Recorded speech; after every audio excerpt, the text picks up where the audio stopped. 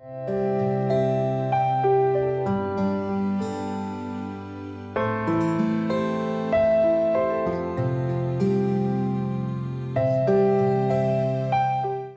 Jai Singh II.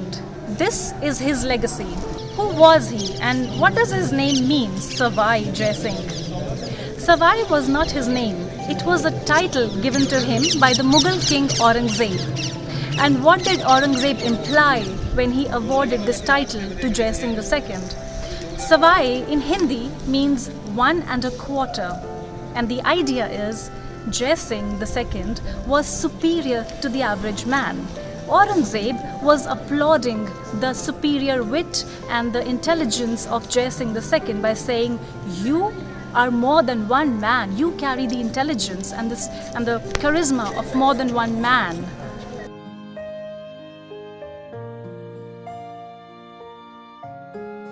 Now this might make you think that Sawai Jai Singh II or the Rajputs had really good relations with Aurangzeb.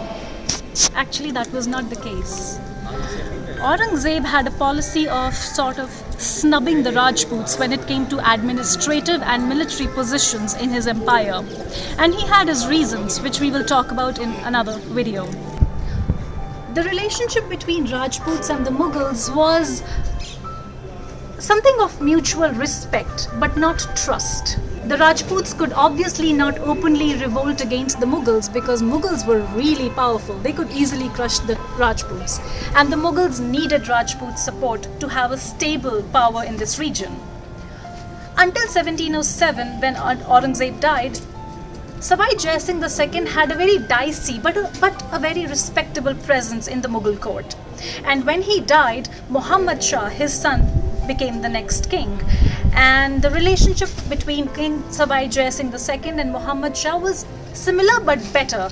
So much so that 41 years after the jizya tax was introduced by Aurangzeb, Sawai Jai Singh II played a very important role in getting it abolished by petitioning to Muhammad Shah. Now this jizya tax was a tax imposed on the Hindus, and of course it was not very popular in the local areas.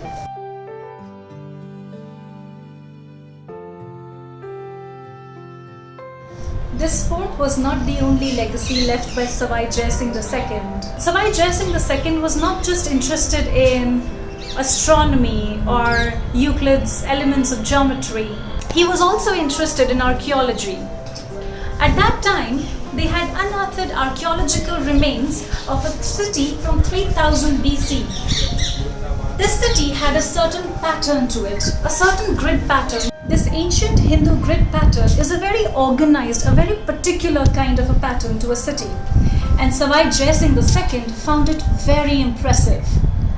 What he did was, he got hold of his architects and he got a city made on this particular style. Today we call this city Jaipur, after Sawai Jai Singh II. Jaipur is based on the ancient Hindu grid pattern.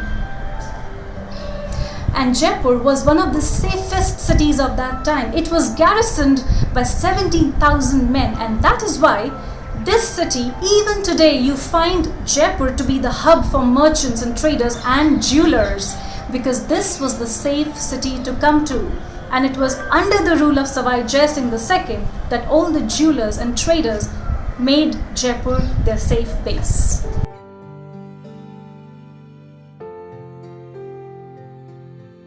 Amer was the royal residence, but Jaigarh was the defense fort. In fact, this was a center of artillery production and cannon production. The cannon foundry is still over here.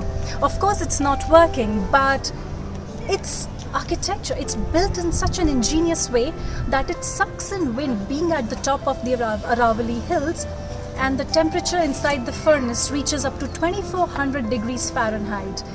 And this cannon foundry was so effective right from the time of Shah Jahan that it could make one cannon in one day. In fact, the world's largest cannon on wheels, Jaivan, is still over here today. The thing about desert forts that I also always personally find very intriguing is their water supply. because Rajasthan is a desert and these forts are built on the top of a hill. So how did they manage their water supply? And all of these hill forts of Rajasthan offer great examples of rainwater harvesting and channelizations. Behind me you can see 3 underground tanks that provided all the water supply of the Jaigarh Fort. And one of these tanks is said to be so huge that it can contain 6 million gallons of water. 6 million gallons of water is what roughly today in one day 60,000 households would use. Now, something that we don't see, like these underground tanks, are always full of mystery and give birth to legends.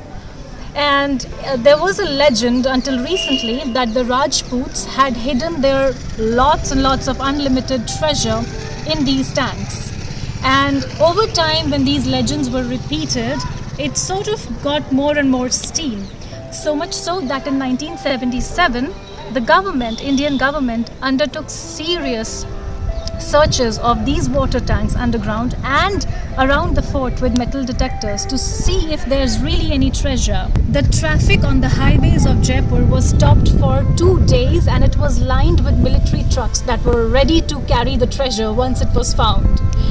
And as I'm sure a lot of historians watching this are now smiling, yes, nothing was found.